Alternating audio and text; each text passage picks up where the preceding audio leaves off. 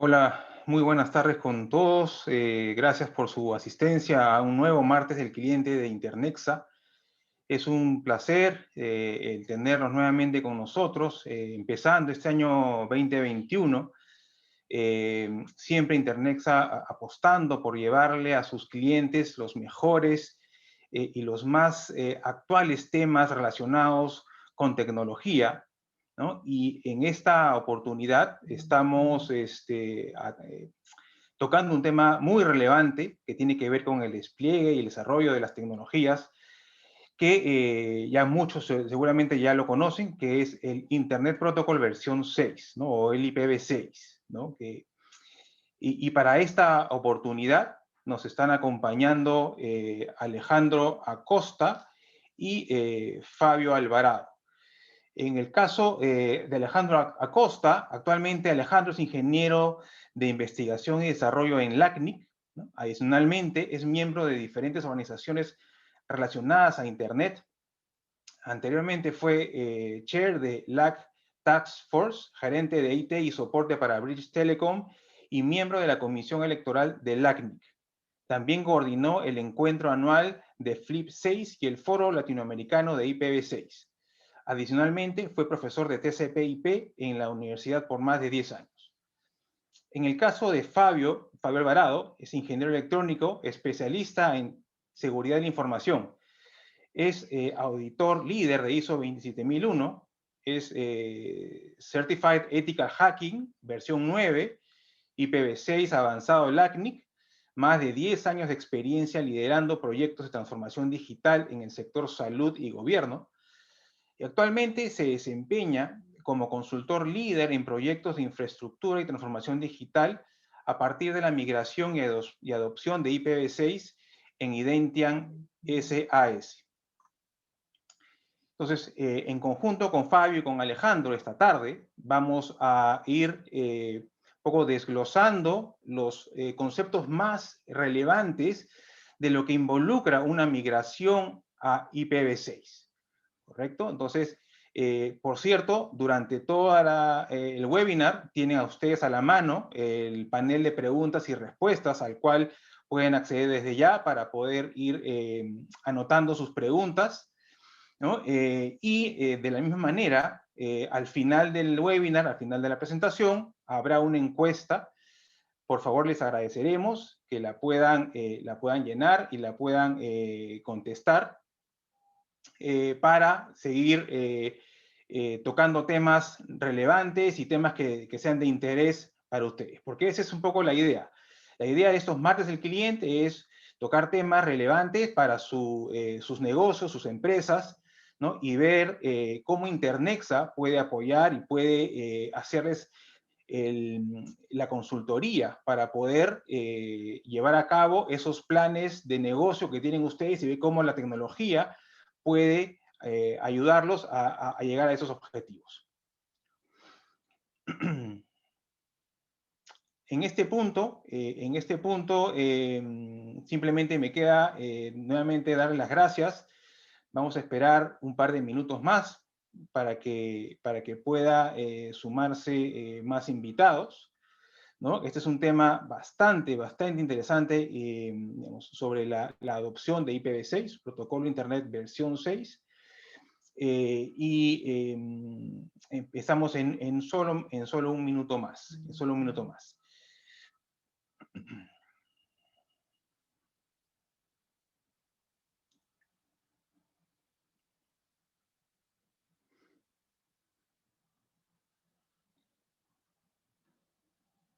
Bien,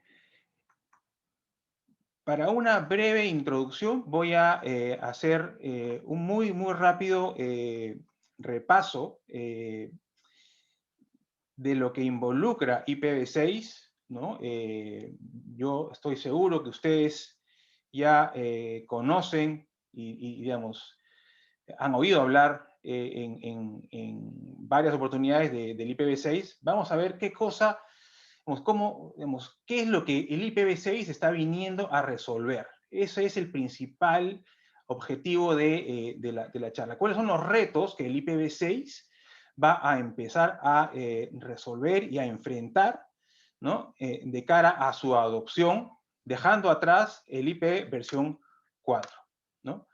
Sabemos perfectamente que el IPv4 es el protocolo Internet versión 4 que venimos usando desde que se creó Internet, desde los años 60 y 70, utiliza un direccionamiento de 32 bits, ¿no es cierto? Los conocidos, los cuartetos decimales, ¿no? 192, 168.0.1. Estos, al ser un direccionamiento en 32 bits, esto nos da un rango de posibles direcciones de 2 elevado a la 32. Estamos hablando de casi 4.300 millones de direcciones IPs en el rango del IPv4. Sabemos que ya somos más de 7.000 millones de personas en el planeta Tierra. Y definitivamente esta cantidad de IPs disponibles, ya desde los años 90 se vio que ya se iban a agotar. No había forma de poder seguir creciendo en redes IP manteniendo un esquema de direccionamiento de solamente 32 bits. Es por ello que en el año 94, ¿no?, el Internet Engineering Task Force crea el IPv6 con un concepto y una metodología distinta en cuanto al direccionamiento de IPv4, ¿no? Para ello, establecen un rango de direccionamiento de 128 bits para cada dirección IPv6. Esto nos da aproximadamente, ¿no?, 3.4 por 10 a la 38 direcciones IPs posibles dentro de IPv6. O sea, es un número realmente grande, ¿no? Y para que tengan ustedes una idea de la magnitud de este número, el router Cisco, el CRSX, ¿no?, en su configuración más robusta, puede procesar hasta un petabit por segundo. Un petabit por segundo es 1 por 10 a la 15 bits por segundo, o lo que es lo mismo, 1000 terabits por segundo o 1.000.000 de gigabits por segundo.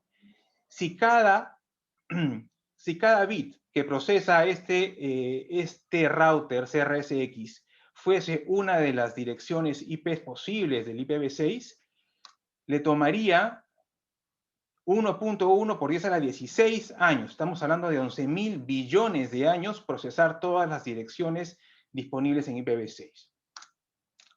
Ahora, ¿qué ventajas nos trae el IPv6?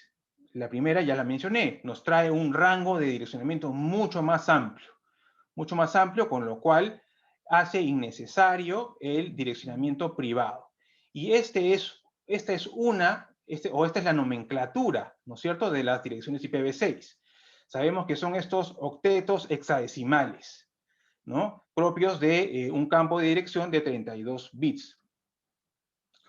Vamos a ver más adelante, si bien es cierto, puede parecer bastante complejo y, digamos, hasta puede producir probablemente hasta temor poder empezar a escribir estas direcciones, vamos a ver cómo es que se pueden simplificar la nomenclatura y la escritura de estas direcciones IPv6, ¿no?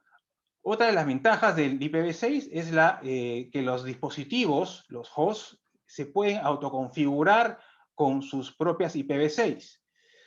Usando un algoritmo en base a la MAC del host, pueden ellos configurar una IPv6 en forma automática y poder comunicarse con otros dispositivos a través de la red en forma automática, ¿no? Ahora, esta característica de dual stack es bastante importante. ¿Por qué? Porque permite que el stack IPv4 y el IPv6 puedan coexistir. Esto hace que las migraciones y adopciones de IPv6 no sean tan traumáticas. Es decir, al coexistir, digamos, estos dos stacks de IPv4 y IPv6 se pueden llevar a cabo procesos de migración mucho menos traumáticos, ¿no? Tiene un concepto de seguridad embebida el protocolo IPv6, a diferencia de que en el IPv4 había que usar protocolos como IPsec para darle seguridad a la comunicación. El IPv6 ya trae, digamos, una seguridad para manejar túneles y encriptación dentro del mismo protocolo. Eso lo vamos a ver también más adelante, ¿no? Y otras ventajas, y creo que la más relevante, está listo para IoT. Sabemos que el IoT involucra que miles de millones de dispositivos van a estar conectados permanentemente a la red. Y para que esto pueda producirse se requiere, pues, efectivamente, un rango o un pool de direcciones bastante amplio para permitir un crecimiento y una rápida adopción también de IoT.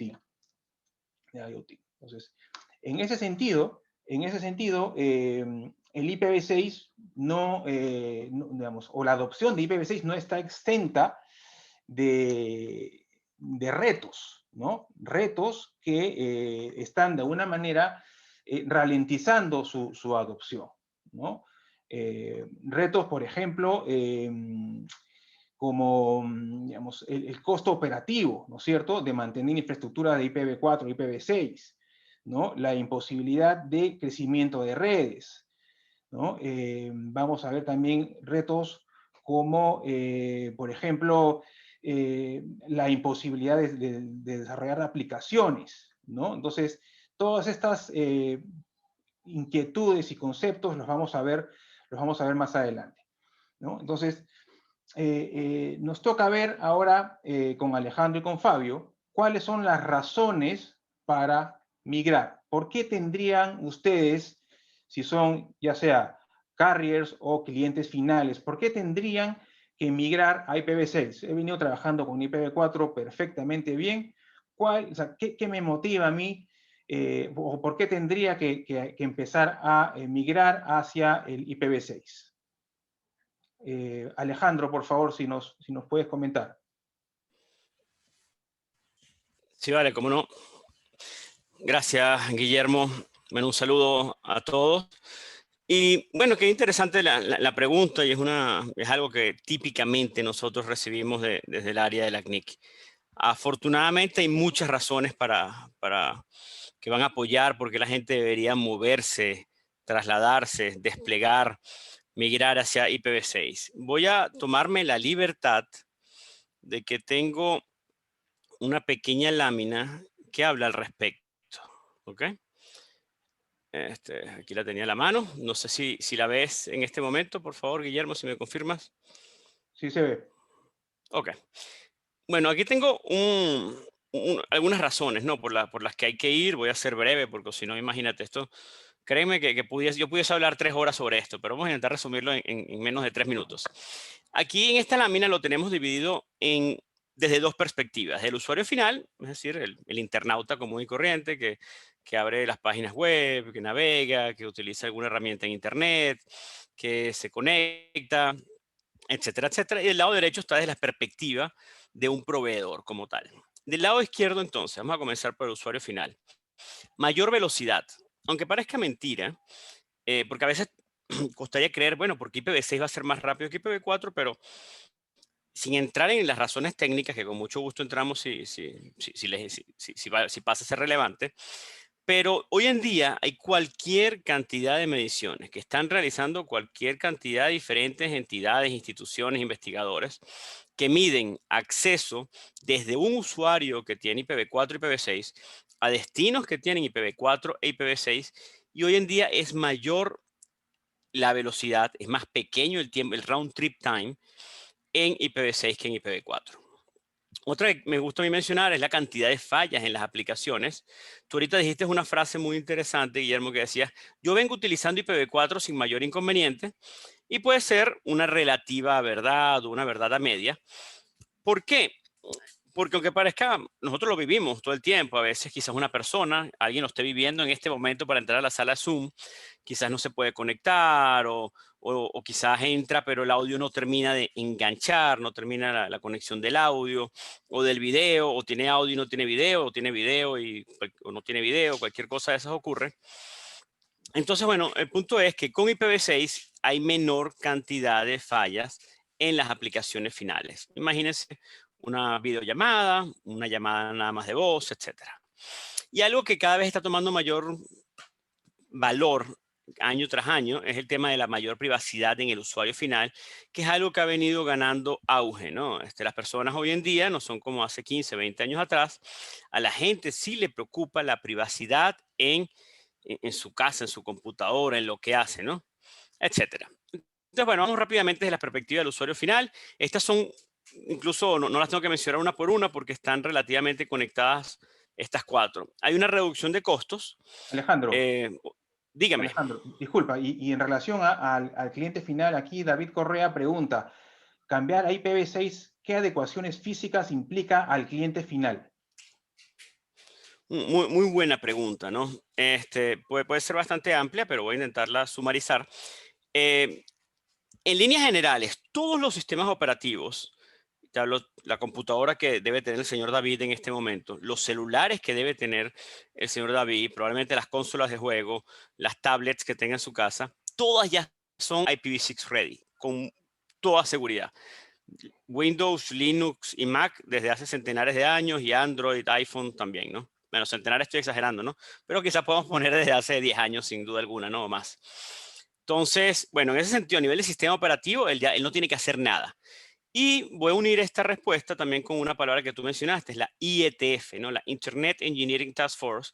Es una organización muy grande que son los que desarrollan los estándares IP y ellos han tomado mucho tiempo en dedicarle a que la transición de IPv4 a IPv6 sea lo más suave, lo más smooth posible, sin impacto en el usuario final y que el usuario final no te, a él lo que le interesa, como quien diría, es navegar, mandar su correo electrónico, hacer su llamada. No le importa si va en IPv4, IPv6, si va en IPX, SPX, no, para él es completamente transparente. Pero habiendo dicho esto, lo que me interesa es mencionar que la IETF ha hecho mucho énfasis en que sea transparente y sin impacto y ofreciendo algo igual o mejor que lo que tiene IPv4. Es decir, si uno hace un despliegue IPv6 para el usuario final, a pesar de que el IPv6 puede andar muy mal, por ponerlo de alguna manera, que no anda mal, pero supongamos que el despliegue IPv6 no se hizo siguiendo las mejores prácticas, el usuario va a tener el mejor performance posible. ¿Ok? ¿Por qué? Brevemente, las computadoras hoy en día están diseñadas, el sistema operativo, de tal manera de que él va a ser suficientemente inteligente de saber, hey, yo me estoy conectando hacia Google o hacia YouTube muy bien en IPv6, entonces él no se va por IPv4. Ah, pero ¿sabes qué? Yo a Wikipedia abro mejor en IPv4 que en IPv6 y la misma computadora está decidiendo cómo conectarse. Entonces, interesantemente, le estamos dando al usuario el mejor performance posible, según el protocolo. Y de alguna manera, a esta palabra que te voy a decir no se lee mucho en libros, pero incluso hasta un sentido de redundancia, porque se cae IPv4, bueno, ando con IPv6 perfectamente, y si se llega a caer IPv6, voy por IPv4 también, ¿no? Entonces, esto es algo muy valioso, ir hacia IPv6, como lo veamos. Y una cosita que quería mencionar, y como que buscando algún tipo de error, de que las cosas no son tan bonitas, si hay algo que el usuario tenga que hacer, generalmente quizás son usuarios que han comprado su propio CPS o al menos una caja Wi-Fi, un router que tienen en su casa, entiéndase TP-Link, Blink-Sys, Drytec, MikroTik, no sé, routers caseros. MikroTik yo sé que es muy popular en Latinoamérica, pero imaginemos routers que tienen en sus casas para dar Wi-Fi en su hogar. Esas cajas obviamente van a tener que venir también habilitadas con IPv6. Y además está decir que indiscutiblemente el proveedor de Internet y ellos, y todo hacia abajo o hacia el core de Internet debería también estar habilitado con IPv6. Entonces, David, espero haberte respondido. Si alguna parte me pudo haber faltado o quieres que profundice, siéntete libre de colocarlo en el Q&A o en el chat. Voy a intentar resumir entonces el lado derecho con su permiso. Desde la perspectiva del ISP, algunas de las cositas, ¿no? La parte de reducción de costos, era lo que estaba mencionando. Ya nosotros hemos interrogado y les puedo decir que hemos hablado con varias decenas de proveedores en toda Latinoamérica y todos los que han realizado un despliegue de IPv6 al día de hoy ya menciona que tienen una reducción de costos. Por dar un ejemplo, el NAT desaparece, ¿no? Ya la gente no hace Network Address Translator, que son cajas muy costosas, no hacen CGNAT, al menos en el mundo IPv6. Y bueno, se reduce una cantidad de costos interesante. Y todo el hecho de no tener, por ejemplo, cajas de NAT te va a hacer las redes más simples. Al tener menor cantidad de fallas en las aplicaciones, los call centers del ISP reciben menor cantidad de llamadas, lo que hay también menor escalamiento dentro del propio proveedor de Internet.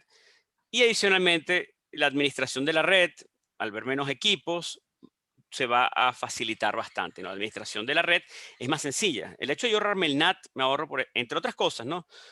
Puedo mencionar, por ejemplo, quizás autoconfiguración en los endpoints, etcétera, pero la administración de la red a la final es más sencilla.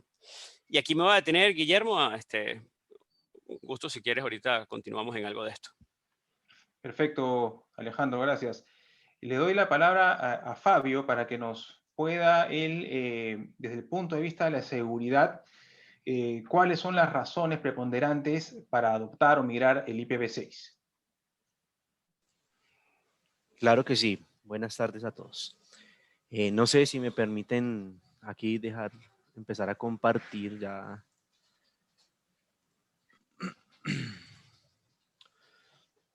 Bueno, pues desde la perspectiva de seguridad informática y seguridad de la información, ¿por qué migrar a IP versión 6? Son varias las razones, pero digamos que entre las más importantes y una que me ha parecido muy, muy importante, sobre todo aquí en Colombia, donde estoy yo, es que nos va a evitar cogernos por sorpresa. Sí, digamos que la transición a IPv versión 6, digamos que se tiene que hacer de manera faseada y de manera gradual, una manera consensuada y organizada con todos los actores de nuestra red. Nosotros tenemos que garantizar de alguna u otra manera interoperabilidad con varios entes, varios partners, varios proveedores, y de alguna u otra manera necesitamos empezar a garantizar que no existan traumatismos, no en el lado o desde el punto de vista técnico, sino desde el punto de vista de las oficinas de tecnología. Cuando todo nos coge por sorpresa, pues digamos que no tenemos la capacidad de analizar los riesgos como debería ser, de analizar los pros y los contras de integrar o no alguna infraestructura que nosotros tengamos a nivel de IP versión 6 en nuestras infraestructuras o en nuestras arquitecturas, mejor. Y sin duda alguna empezarlo a hacer desde ya, más allá de andar actualizados en la tecnología, pues nos va a permitir a todos, digamos que hacerlo de manera más planeada, de forma más organizada. Y eso sin duda impacta en que yo puedo tener todos los puntos de vista organizados, hacer una tabla de riesgos también muy organizada, definir un plan de apagado, empezar a interactuar con los demás proveedores, y eso sin duda a nivel de seguridad de la información desde el punto de vista de disponibilidad de la infraestructura, pues es muy, muy, muy, muy importante. En Colombia particularmente existió un decreto que obligó a las entidades gubernamentales transicionar a IP versión 6, si me permiten decir la palabra, y eso obligó a que todos de alguna u otra manera empezaran a colocar el pie en el acelerador, pero también se dejaron de ver algunas cosas importantes, sobre todo cuando íbamos a hacer algunas transiciones en lo que tiene que ver en bases de datos, en esquemas de seguridad, y nos dejaban de alguna otra manera cosas sin revisar. Entonces, lo primero y más importante es por qué migrar ya, es para que nosotros podamos analizar los proyectos de transición desde todas las perspectivas y sin ningún contratiempo. Digamos que hoy por hoy, y si bien es cierto, la mayoría de recomendaciones que nosotros encontramos en la documentación es tener el dual stack o doble pila que llaman, y funciona, es una de las mejores formas de hacer conocer a nuestros equipos de TI qué es IP versión 6, qué tan amigable es, y que lo vayan conociendo, pues va a llegar el momento en que va a ser por obligación hablar IP versión 6. Eh, Hoy por hoy no existen muchas redes, o no es masivo que se hable IP versión 6. Estamos creciendo, sí, pero todavía digamos que tenemos que trabajar hablando en IP versión 4, ¿sí? llegará el momento en que o hablamos IPv 6 y no hay de otra, no tenemos opción. Entonces, es mucho mejor hacerlo, digamos que como las tendencias lo van garantizando, lo van recomendando, con el fin de que tampoco vayamos a tener traumatismos, porque digamos que los que vamos a estar quedados somos los que no hemos transicionado a IPv 6. De ahí la gráfica de tener una analogía entre una máquina de escribir y un equipo de escritorio, un computador tradicional, es que hoy por hoy no se ven las máquinas de escribir, ¿sí? Ya no existen, salieron de nuestro radar. Posiblemente en un futuro no muy lejano, pues lo que va a salir de nuestros radares, según va a ser la IP versión 4. Entonces es estar a la vanguardia, entrar con nuevos conceptos como el Internet de las cosas, Big Data y demás, pues nos llevan no solo a que estemos en la tendencia, sino que nos vemos obligados a, a tener redes en IP v6. Esto sin duda, pues digamos que una transición a IP v6 desde el punto de vista de seguridad me obliga a tener en el radar los riesgos que implica también tener IP v6. Entonces, si yo transiciono desde ya, pues voy a tener mucho más tiempo para hacer esos análisis. Algo muy importante en este sentido es que IP v6 adiciona capas de seguridad ya de manera nativa en la comunicación. Algo que nosotros conocemos muy de cerca, o las personas que administran de alguna manera infraestructuras de red, existe el protocolo IPsec, y IP v6 lo trae de manera nativa, lo podemos activar de manera nativa, no tenemos que hacer mayores esfuerzos, y sin duda pues esto proporciona una capa de seguridad adicional a la red, en la capa de red, valga la redundancia, y en la capa de transportes. ¿Qué quiere decir esto? Que la comunicación es segura de origen a destino, y que podemos firmar digitalmente esa comunicación. Esto es una diferencia, digamos que importante a nivel de IP v4, que aunque se puede hacer, no es nativo, y digamos que esto es un punto a favor de IP v6 si lo estamos viendo desde la perspectiva de seguridad. Adicionalmente, digamos que en algunas infraestructuras en donde quizás las inversiones en tecnología no se hayan hecho a la par con el avance de la tecnología, y tengamos, digamos que, arquitecturas un poco obsoletas, pues si yo lo comienzo a hacer desde ya, pues ese plan de inversión y ese plan de renovación de tecnología no me va a tomar por sorpresa, y no me va a impactar de manera negativa ningún plan que yo tenga a futuro. Entonces,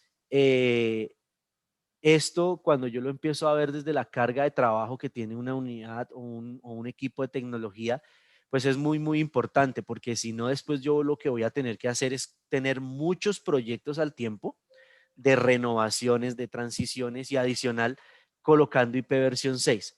Pues esto me va a impactar todo el negocio, y por eso es mejor ir un paso adelante, estar preparado, saber qué inversiones tengo que hacer, qué aplicaciones tengo que mejorar, en dónde tengo que ahondar mis esfuerzos, y eso redunda en los temas de disponibilidad, sobre todo de mi infraestructura, y hacia servicio al cliente, pues es muy importante. Ok, Fabio, muchas gracias, muy interesante. Acá hay una consulta de Giovanni Cáceres Lozano. Él pregunta, ¿Dual Stack realmente garantiza una migración controlada? ¿Cómo funciona? Claro que sí.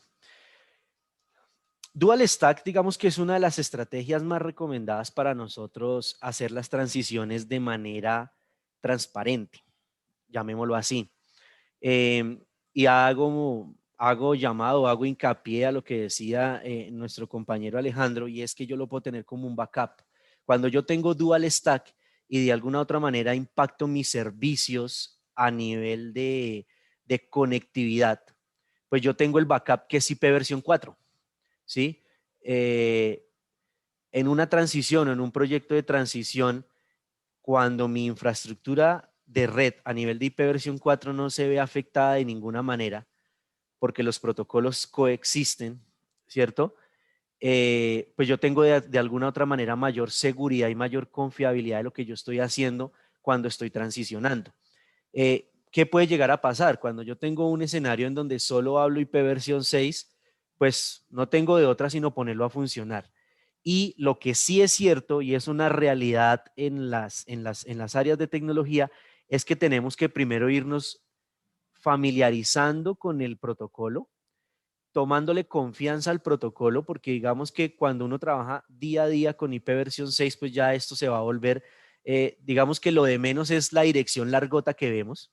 Eso es lo de menos, eso cuando ustedes empiecen a trabajar con temas de IP versión 6, eso va a ser lo más fácil que encontremos, pero siempre vamos a tener la confianza al lado de que la conexión a nivel de IP versión 4 no va a fallar, se van a mantener los servicios. Y digamos que por eso es que es una de las metodologías de transición a IP versión 6 más utilizadas, porque le podemos dar la garantía a las directivas, podemos darle la garantía también a los usuarios de que nosotros no vamos a tener un impacto significativo en el momento de transicionar. Por eso es que es muy buena la opción de Dual Stack o doble pila, y lo que hace es básicamente no involucrar las dos funcionalidades. Por un lado tengo IP versión 6, puedo hacer mis pruebas sin problema, pero por el mismo canal físico puedo estar trabajando en IP versión 4 sin afectar servicios. De acuerdo, Fabio. La verdad que muy interesante, y sobre todo esta característica de redundancia y de alta disponibilidad que ofrece el Dual Stack es bastante, bastante importante, y que muchas veces no se toma en cuenta, ¿no?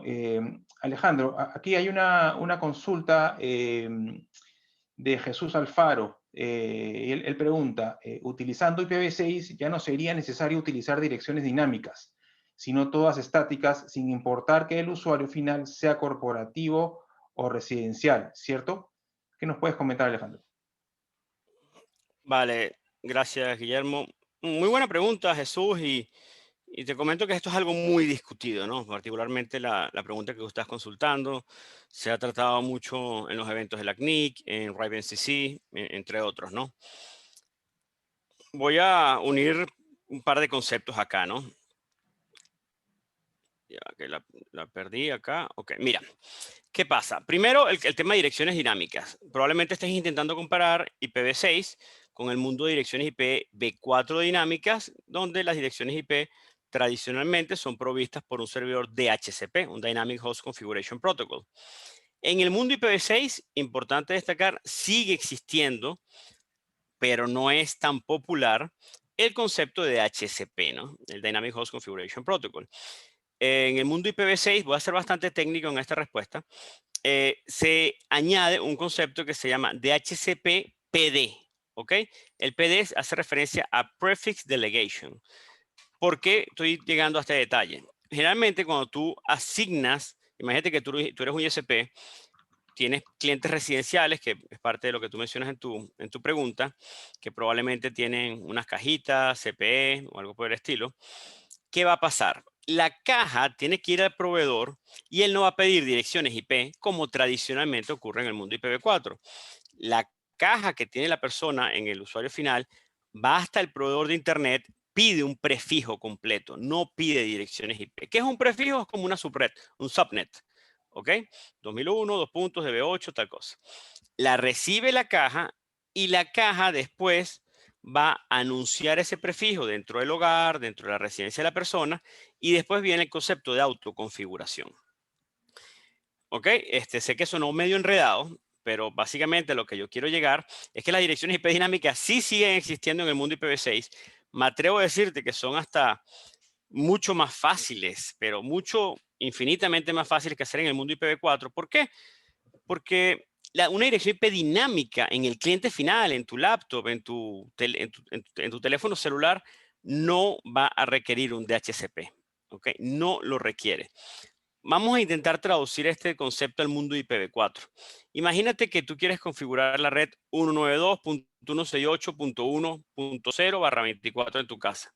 Lo que el router va a hacer es anunciar la red 192.168.1.0 dentro de tu hogar, y las computadoras, los dispositivos se van a autoconfigurar. ¿Ok? Que es una parte de la seguridad que mencionaba Fabio, que puede llegar a ser muy, muy interesante, ¿no? Entonces, otra cosita que quiero mencionar, a nivel corporativo, se pueden aplicar básicamente los mismos conceptos. Y también quiero destacar que las direcciones IP estáticas sí siguen existiendo, ¿no? Que de vez en cuando uno recibe esa consulta. Es lógico, los servidores van a tener direcciones IP fijas, estáticas. Las impresoras, los routers, los switches, los firewalls van a seguir teniendo su dirección IP estática. Jesús, si hablé mucho y te confundí más de lo que fue la respuesta, siéntate libre y me vuelves a consultar e intento aclarar cualquier cosita. Gracias. Excelente, Alejandro. Gracias, gracias por la respuesta. Aquí tengo una pregunta para Fabio. A ver, esta es de Nicolás Hernández. Dice, si migro a IPv6 y no tengo dual stack, ¿van a existir páginas a las que no pueda navegar ya que no tienen IPv6? Claro. En definitiva, por definición en el protocolo, no va a ser así, pero sí hay que tener mucho cuidado en varias cosas. IP versión 6 trabaja capa 2, capa 3 del modelo OSI y de pronto es un concepto, digamos que técnico, que lo venimos utilizando todos los que de alguna u otra manera hemos vivido en el mundo de la ingeniería. Pero cuando yo intento hacer una comunicación entre un equipo y otro y encuentro la comunicación en IP versión 6, esta se va a establecer sin ningún inconveniente. ¿Qué es lo que pasa? Y por eso digamos que dentro de las etapas de transición hay unas pruebas que debemos hacer, sobre todo con lo que tiene que ver con aplicaciones, también específicamente en aplicaciones que son legacy o que son diseñadas por personal propio que no tenemos de alguna otra manera alguna documentación. Puede existir el caso en que la página no conteste, ¿sí? Y digamos que nos podemos pasar un poco de tema, pero cuando yo tengo que hacer las pruebas y las finalizo y me sucede eso, porque en la vida práctica puede llegar a ocurrir, necesito dejar apagada la interfaz IP versión 6 hasta que no resuelva el inconveniente de comunicación, porque sí puede pasar. Pueda que no me resuelva por algún momento y pierda la comunicación, así la tenga establecida en IP versión 4.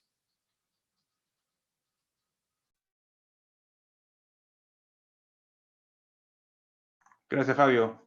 Para ir cerrando esta parte del webinar, ¿qué tips darían, en este caso Alejandro, qué tips darías a los participantes que están pensando en migrar o adoptar IPv6 como un nuevo estándar de IP? Vale, gracias. Mira, hay muchas cosas que quizás uno puede recomendar. Lo primero que yo te mencionaría, te voy a mencionar varias cositas. La primera que yo mencionara es que no tiene que existir, primero que nada, un personal dedicado a IPv6, ¿no? El mismo personal que se encargue de IP, de IPv4, es normal que existan los ingenieros IP dentro de los proveedores. Esas mismas personas deberían estar entrenadas, capacitándose en este momento en el mundo de IPv6. Lo otro es muy interesante también que toda la empresa se encuentre en comunicación, que no venga quizás la persona de sistemas o la persona de servidores o el área de redes nada más sin quizás informarle al área de IT. Todo el mundo debería estar conectado, sabiendo que esto es un plan, que se está realizando el despliegue IPv6, que no se haga por separado ni mucho menos. Lo otro, no hay que inventar la rueda. En Internet existe cualquier cantidad de documentación sobre IPv6. Lo que sí creo que es un consejo muy importante, y en esto agradezco un montón tu pregunta, es que lean documentación reciente. ¿Ok? No es lo mismo colocar en Google y poner IPv6 tal cosa y probablemente traiga un documento del 2004. Ok, puede ser interesante el documento, en su momento fue cierto, pero básicamente lo que yo quiero llegar es que se utilicen las mejores prácticas actuales, quizás documentos que sean de 2015 para acá. Es muy normal conseguir documentación vieja, antigua, que no va a hacer match quizás con la realidad hoy en día, incluso con la pregunta anterior de las direcciones IP estáticas y eso, que yo estaba diciendo que es algo que se ha discutido mucho. Y hay tantos proveedores en Internet que han hecho tanto despliegue IPv6 que han sido lo suficiente amables y nobles en compartir su conocimiento. Eso es lo que debería hacer ahorita alguien. Métanse en YouTube. Por ejemplo, pueden buscar Nanoc o LACNOC o LACNIC y van a ver cualquier cantidad de videos, proveedores en toda la región, fijos, móviles, DSL, GPON, cable modem, lo que sea, que han compartido sus conocimientos y muy seguramente el 90% de lo que ellos están diciendo es lo que esa empresa va a necesitar. Y bueno, habiéndote dicho esto, hay que aprovechar la renovación tecnológica. Lo que quiero decir es, quizás no va, bueno, voy a gastar $2 millones en hacer un despliegue de IPv6 en el 2021. Quizás sencillamente, yo voy a cambiar los CPEs de los clientes. Le hace cable modem o NTs, lo que sea. Vamos a los clientes, mientras se van dañando, bueno, yo los voy cambiando. Yo no tengo que salir corriendo a gastar y desembolsillar $500,000 en la compra de CPEs del lado del cliente, ¿no? Y bueno, no sé si Fabio le gustaría agregar algo en este sentido. Creo que la pregunta fue muy buena. Sí, sí, es muy, muy pertinente la pregunta. En este sentido, que es importante y es hacer sí o sí una planificación. O sea, yo no puedo lanzarme a hacer la transición de IP versión 6 sin conocer lo que tengo, que es muy, muy importante, saber con quién yo me tengo que hablar a nivel de redes, ¿no? Efectivamente, qué proveedores tengo, qué de pronto en mi negocio, con quién yo tengo que intercambiar o estoy intercambiando información. De repente puede llegar a haber un caso en que no lo tuve en cuenta, arranqué con todo a hacer la implementación y después lo dejé por fuera incomunicado por alguna razón. Cambié la tecnología y resulta que ese proveedor muy importante para mí se quedó un poco atrás. Es muy importante esa fase de planeación, es muy documental. Las personas que trabajamos mucho detrás de la máquina y haciendo comandos, hay veces no nos gusta documentar, pero en este caso lo más importante es poder documentar, poder saber exactamente yo qué es lo que tengo que transicionar. También a mediano plazo, qué va a ser objeto de una renovación tecnológica para no, entre comillas, desperdiciar mis esfuerzos en ese sentido. ¿Sí? Es muy importante hacerlo. Y sobre todo empezar a identificar aquellos riesgos que me lleven a no poder apagar en un futuro cercano esa infraestructura de IP versión 4 que no soporte IP versión 6 en este caso. Digamos que esa sería como una recomendación para las personas que nos están escuchando, porque de una muy buena planeación saldrá también una muy buena transición. Excelente, Fabio. Muchas gracias por estas recomendaciones. Y para ir cerrando esta primera parte de por qué adoptar IPv6, digamos, creo que muchos de ustedes están más preparados de lo que realmente creen, ¿no? No es tan difícil, digamos, si es que, como bien dice Fabio, conversan y planean una migración con los interlocutores adecuados, ¿no? En este caso, Internexa tiene toda su red de transporte backbone ya en IPv6, ¿no? Y está ya no a seguir apoyando a sus clientes en este proceso de migración a IPv6. La siguiente parte de este webinar tiene que ver ya con el panorama en la región. ¿Cómo ha ido la implementación de IPv6, la adopción de IPv6 en cada uno de los países de la región? ¿No? ¿Qué tan avanzados estamos? ¿Estamos dentro de lo que se puede esperar en este proceso de migración? Alejandro, por favor, coméntanos. Vale, claro que sí. De hecho, ahorita que mencionas esa parte, voy a compartir muy rápidamente una vez más mi pantalla.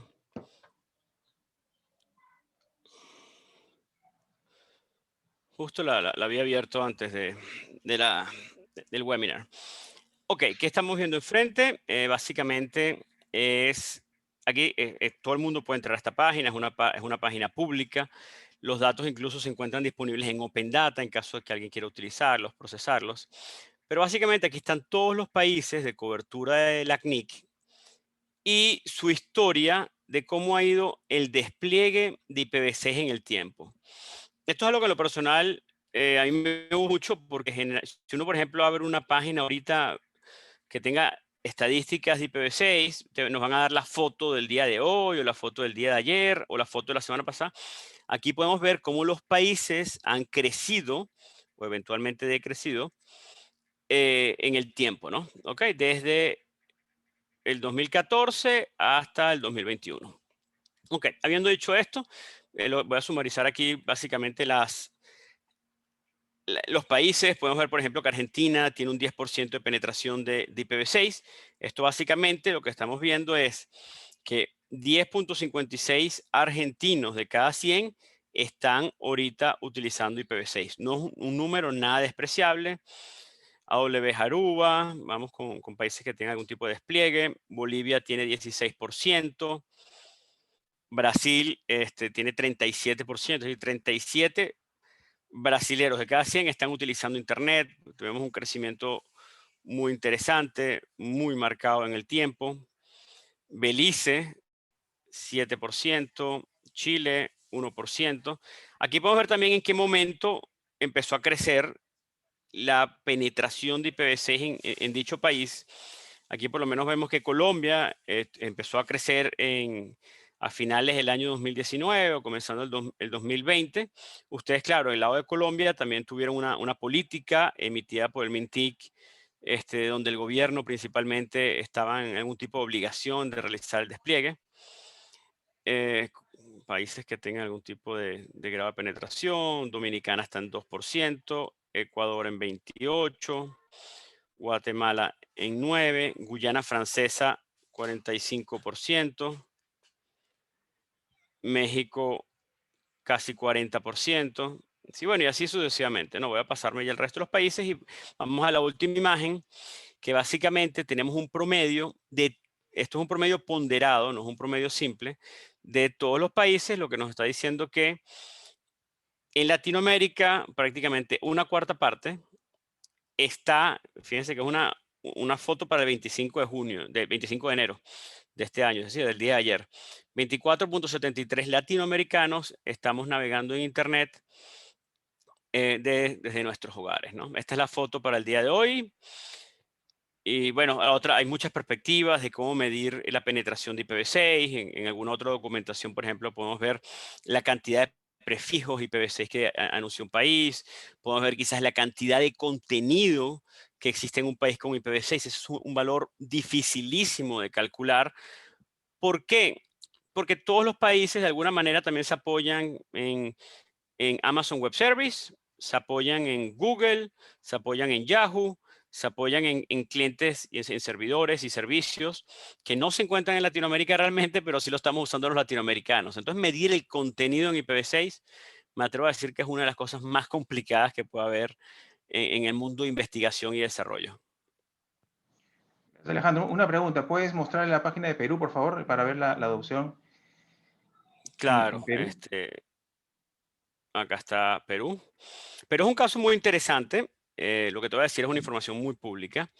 Fíjense que marca 19.87%, pero realmente es un valor como que no ha tenido mayor crecimiento en el tiempo, ¿no? Esto básicamente vino impulsado por Telefónica Perú, que están teniendo, bueno, que tuvieron uno de los primeros despliegues. De hecho, si vemos, por ejemplo, el año 2014, 2015, vamos a ver que el resto de los países prácticamente no tenían nada y Perú tenía muchísimo.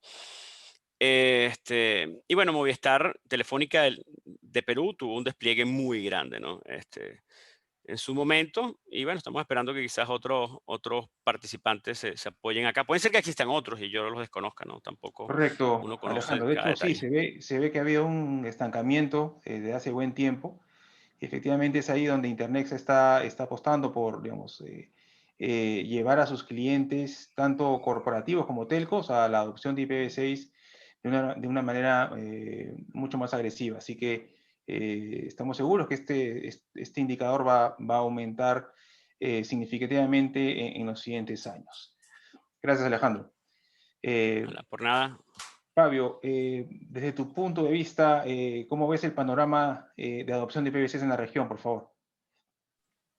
Claro que sí.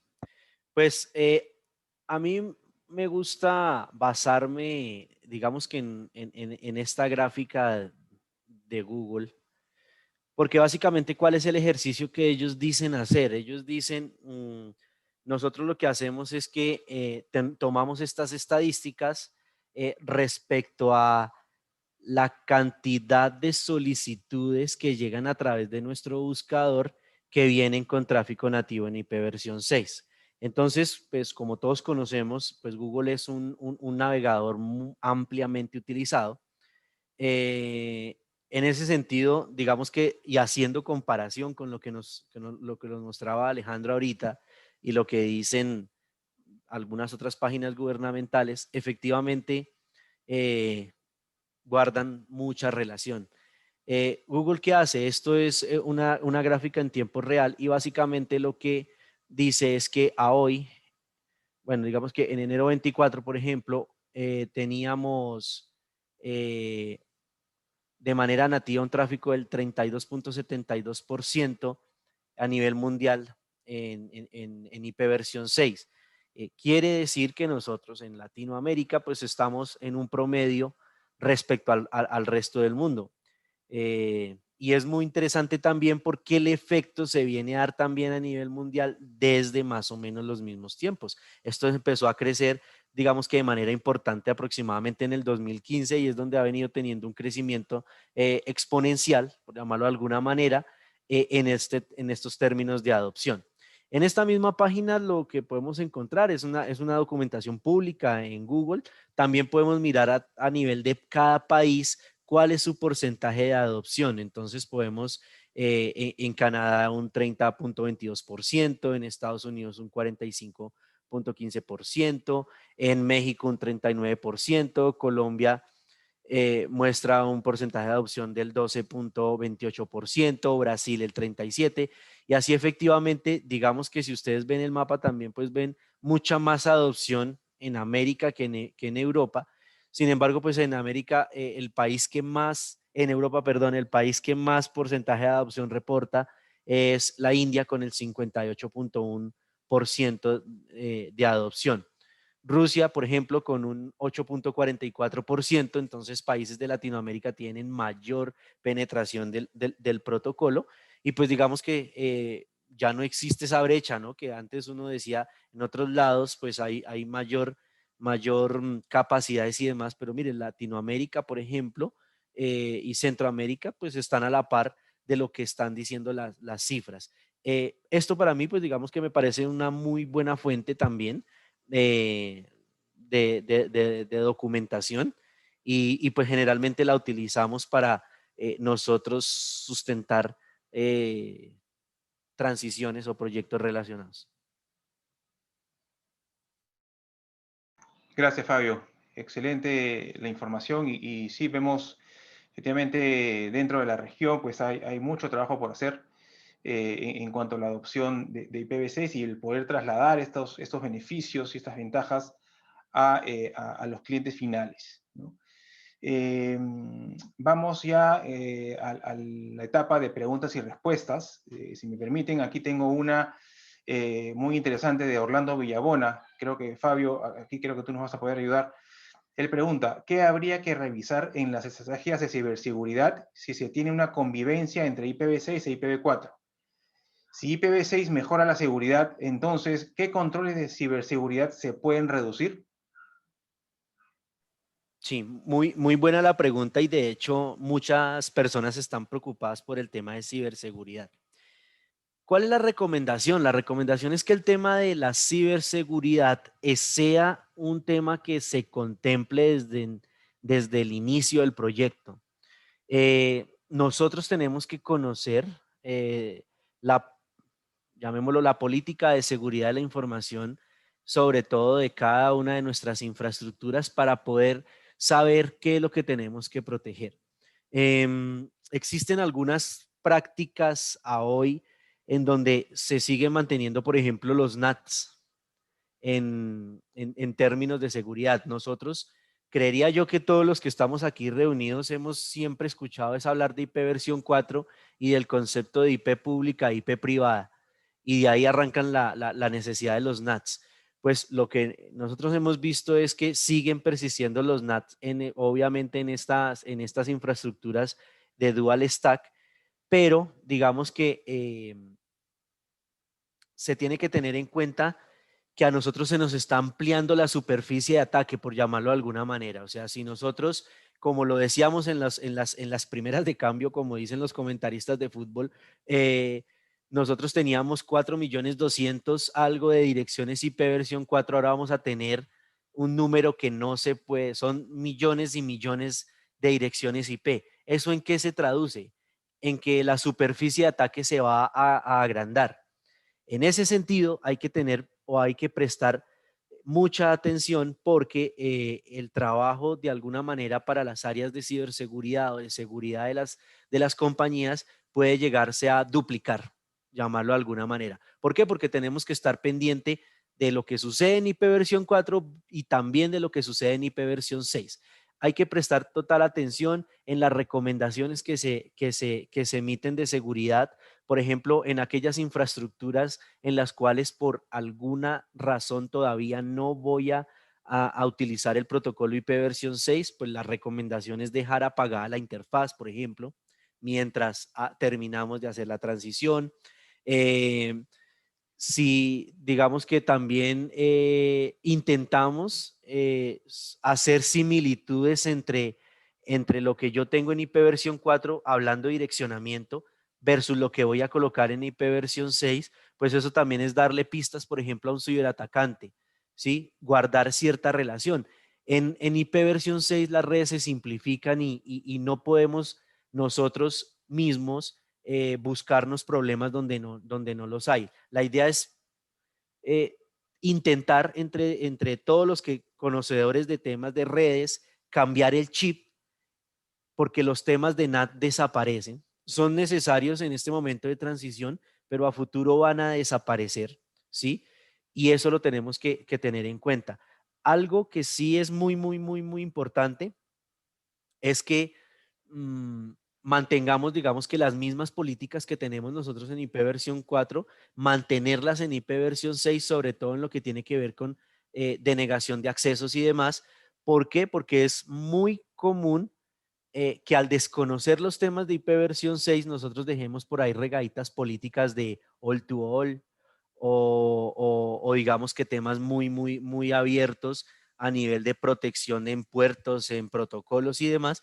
Eso tenemos que tenerlo, digamos que desde un principio planeado, donde yo me siente con el área de seguridad, con el área de redes, con el área de aplicaciones. Todos se tienen que sentar en la misma mesa de trabajo y empezar a definir esas políticas desde la perspectiva de IP versión 6, porque naturalmente van a cambiar.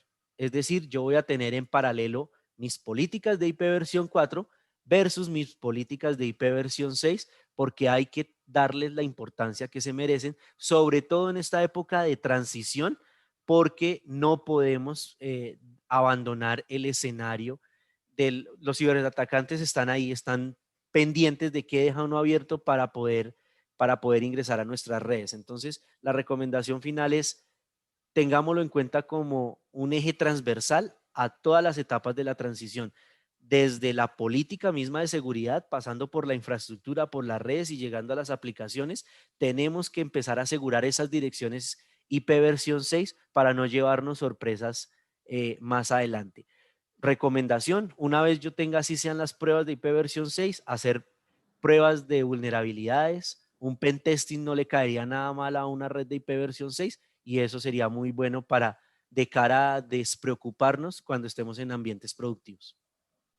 Gracias, Fabio. La verdad que es bastante interesante cómo impacta la migración a IPv6, sobre todo en los equipos de seguridad de las empresas. Hay que tenerlo muy en cuenta. Alejandro, aquí hay una consulta de Mauricio Rangel. Él pregunta, hola, las IPs públicas comienzan con 2001 y las privadas con FD00. Entonces, ¿cómo navego si ya no existe el NAT? ¿Me tocaría usar una pública para cada PC dentro de mi red y luego cómo las enruto localmente? Vale, gracias Mauricio por la consulta, súper buena, te puedo mencionar.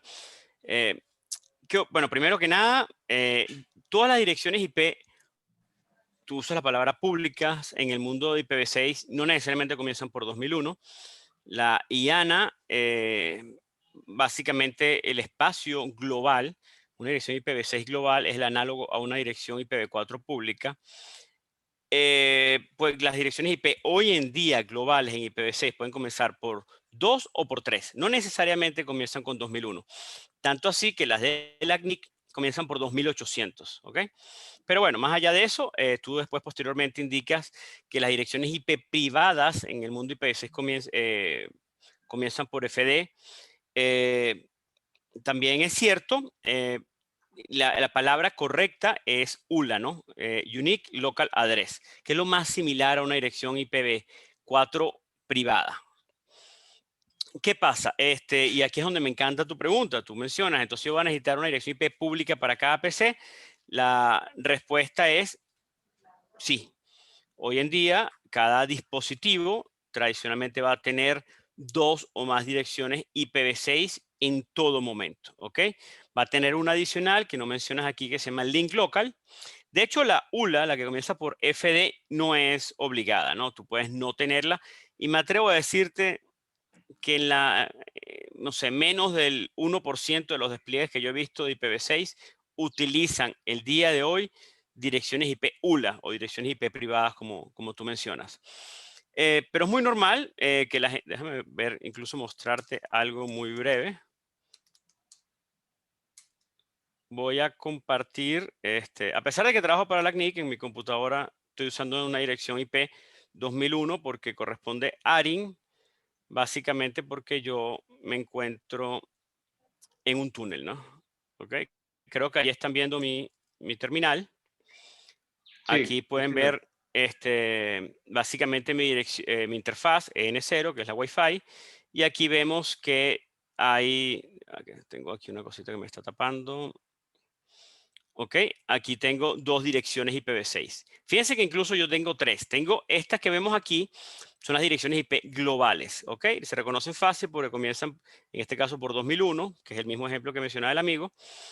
470, esto básicamente corresponde a un túnel con Hurricane Electric. Y esta que comienza aquí por FE80 es lo que se reconoce como una dirección link local. Ok. Lo que yo quiero mencionar con todo esto es que efectivamente para navegar, yo estoy navegando con estas dos, no me están haciendo NAT y también tengo una dirección link local. Esto nada más tiene alcance en el local. Después, posteriormente, tú finalizas tu pregunta indicando que cómo se enrutan. Aquí me contenta decirte que los principios de enrutamiento en IPv6 son casi idénticos a los de IPv4. De hecho, Guillermo al comienzo decía unas palabras muy buenas, que era que ya muchos de ustedes conocen mucho más IPv6 de lo que se puedan imaginar. Si ustedes conocen los conceptos de enrutamiento en el mundo de IPv4, si tú por lo menos sabes hacer una ruta estática hacia un destino para alcanzar un servidor o una localidad remota, ese mismo concepto idéntico lo vas a utilizar en IPv6. Si sabes que la localidad remota tiene tal subnet, escribes tu IP route, subnet con su máscara, en el mundo IPv6 se llama longitud de prefijo, pero vamos a decir con su máscara, el next hop es tal, y eso va a llegar. Y los protocolos de enrutamiento dinámico, RIP-NG, los conceptos que conozcas en el mundo de IPv4 se mantienen, o en SPF, que básicamente en IPv6 es OSPF versión 3, todos los conocimientos que tengas de OSPF, de Stop Area, Área Cero, Virtual Link, distancia administrativa, cálculos de métrica, todos esos conceptos se siguen manteniendo en el mundo IPv6. BGP es también más de lo mismo, por ponerlo algún término, etcétera, etcétera, ¿no? Esos conocimientos que tú tengas los puedes traspolar perfectamente al mundo de enrutamiento de IPv6. Espero haberte respondido. Quedo aquí Gracias, atento. Alejandro. Sí, ya estamos justo ya con el tiempo que ya estamos por sobre la hora. Y solamente para cerrar, yo contesto una consulta que hace Pedro Galindo, dice, ¿cómo se obtienen las direcciones IPv6? Y la respuesta, Pedro, es al igual que las IPv4, o sea, el direccionamiento IPv6 es entregado por los proveedores de servicio. Internexa tiene a disposición de sus clientes varios pools de IPv6 que se entregan a los clientes como parte de su servicio de Internet. Entonces, incluso estamos en capacidad de poder trabajar en conjunto con nuestros clientes y empezar que usen y que adopten estas direcciones IPv6 ya en sus redes desde ya, ¿no? Entonces, eso sería, Pedro. No me queda más que agradecerles a todos, gracias a Fabio, a Alejandro y a cada uno de ustedes por haber participado de este webinar. Lamentablemente se nos quedan preguntas muy interesantes todavía en el tintero.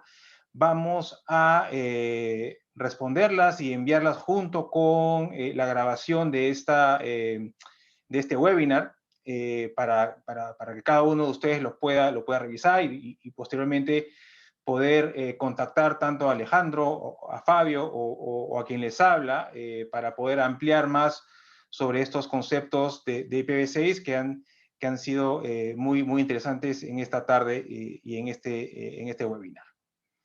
No me queda más que agradecerles nuevamente por su tiempo y por su asistencia, y será hasta el próximo martes del cliente. Gracias a todos.